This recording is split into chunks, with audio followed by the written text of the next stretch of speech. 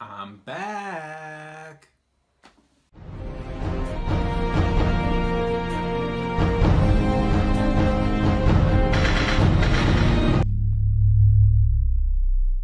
Welcome to Star Joes. I'm your host Ryan, and today we're going to be covering First Strike #1 from IDW.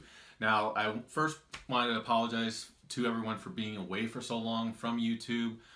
Just been very busy, things have been going on, and I kind of wanted to change things up, kind of put out some better quality there for you guys. Now, the blue screen, green screen stuff that I've done in the past, that's not going away entirely. I definitely want to revisit doing stuff like that for you guys, but I thought it would be better to do things kind of in my studio room here where I'm surrounded by the stuff that I love, stuff related to the show. This is where I do all of my recording when it comes to podcasting. This is where I do all my editing. It's surrounded by the stuff that I love and stuff I enjoy, so I figure I'd bring you guys into this world and this side of things, and it seemed like a natural place to start doing some recordings here for you guys.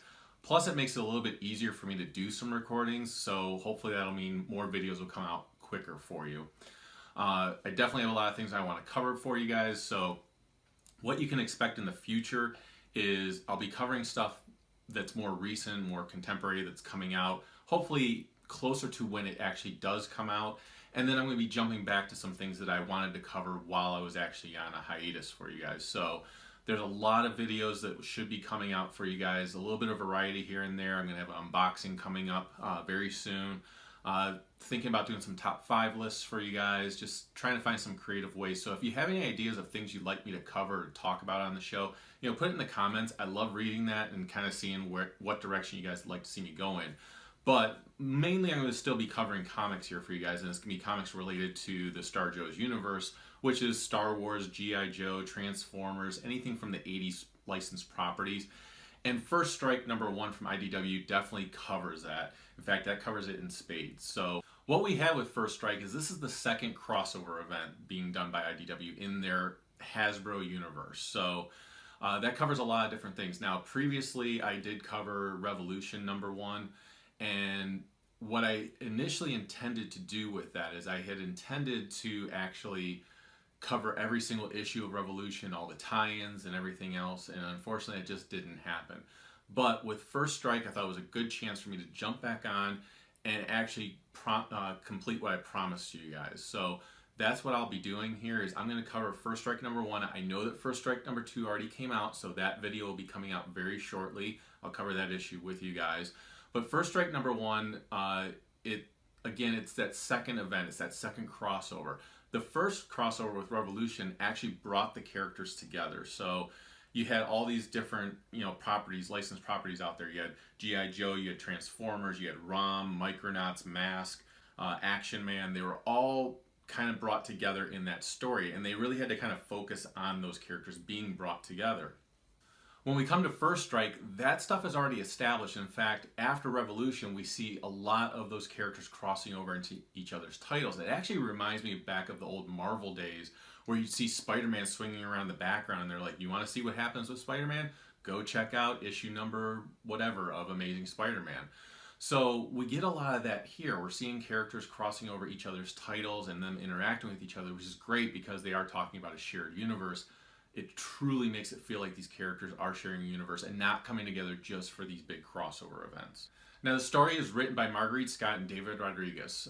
The art is by Max Dunbar, and I say overall they did a really great job. One of the things I really liked that the writers did on this was they brought in things from the past of IDW continuity. So you had characters like Arunya Singh, who was known as Hashtag in past G.I. Joe comics. It was a new character that wasn't really that well liked when she first came on the scene. As the G.I. Joe series went on, I think fans kind of started having a little bit of a heart for her because she did really grow as a character. Now she's kind of this news multimedia reporter thing that's actually broadcasting what's happening in the issue of First Strike.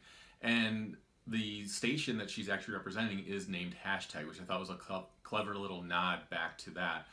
We also see a little nod when one of the characters, Marissa Fairborn, is actually interviewed and she's asked what is she wearing, which is a typical Hollywood thing, like who are you wearing today? And she says, I'm wearing a Barber original, which is a little nod to John Barber, which is one of the writers that has been has written things in the past for IDW when it comes to a lot of these licensed properties. Marissa Fairborn also is a character that has appeared in the past when it comes to Transformers, but she also is known way back in the past because she was a character that appeared in the Transformers cartoon and is believed to be the daughter of Flint and Lady J. And that is just awesome to me because I'm a huge fan of those characters. So seeing her in this comic was really a bright spot as well. So what we have going on in the first issue is we have Earth is becoming part of this Council of Worlds, which it has Cybertron as the center of all of that. And in the past Transformers issues, we actually see all these different worlds coming together, and Earth is finally becoming part of that. Well, obviously, that isn't going to go very smoothly, and a huge battle breaks out. And this is being led by Baron Ironblood. And Baron Ironblood is unknown as far as who he is, in a sense. Now, I will say one of the problems with this issue, one of the big problems I have with this issue, is that because a lot of the other titles were delayed coming out, especially things like Revolutionaries, there's actually spoilers that happen in this issue that reveal things that you were supposed to find out in the Revolutionaries timeline.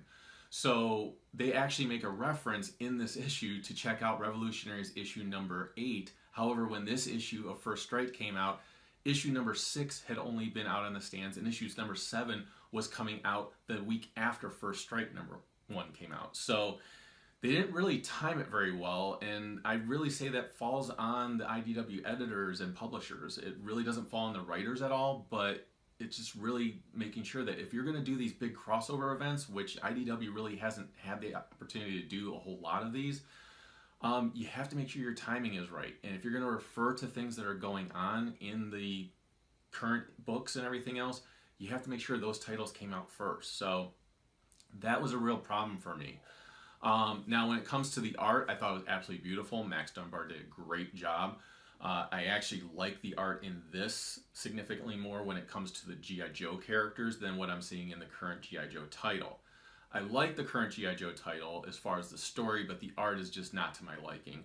I'd like to see someone like Max Dunbar actually doing the G.I. Joe artwork for that title, because I think he has a really great style that would work for that, really works well for action and everything else. So I don't want to spoil too much. Again, I know that they kind of spoil things in the title. You do find out who Baron Ironblood is. I do really like the backup feature that occurred that kind of gave a little bit more of an origin of Baron Ironblood coming to power and everything else. So I'm looking forward to this event. Now, like I said, they can really focus on these characters and telling a story rather than worrying about how do all these characters come together. So like I said, overall, I really did enjoy First Strike number 1. I'm looking forward to seeing where it goes. I'm looking forward to the tie-ins and kind of seeing how they fit into each other. I'm hoping that IDW gets caught up on their other titles. I know a lot of the other issues have come out, and I'm currently reading those to kind of get through those, so this way I can be better prepared for the next issue of First Strike. So overall, I'd have to give this a rating of The Honor of Grayskull, and the reason why, again, is just that there was some spoilers that occurred. The timing was a bit off, but overall the issue was very exciting. It did read a little bit fast, but you kind of expect that when you have a lot of action going on.